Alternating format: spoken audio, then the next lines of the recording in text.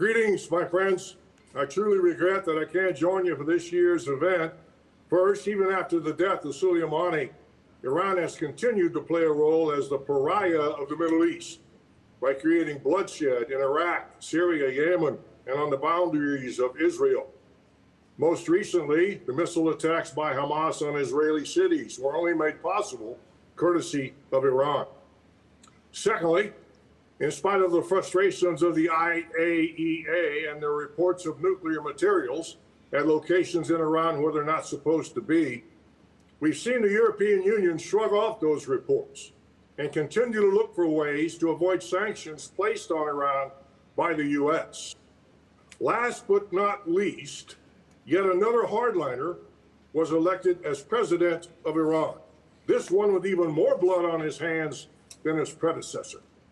His unfortunate election should send a strong message to any who hoped that a more moderate government might come to power. None would say that those are positive events, but nevertheless, I encourage you not to be disheartened and to double down on your determination to bring about a free and democratic Iran.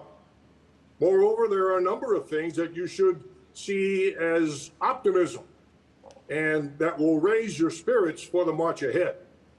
After all, the movement has seen hardliners come and go over the years, though this one must be infuriating to those families who lost loved ones to his black soul.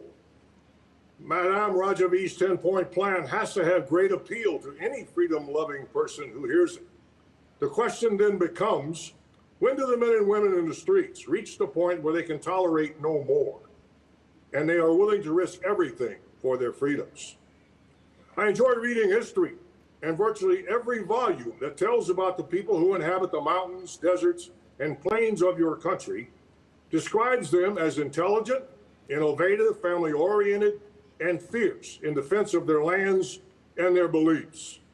Surely such people cannot be satisfied forever with the ways of a backward, tyrannical government that imprisons their young and punishes any form of honest debate.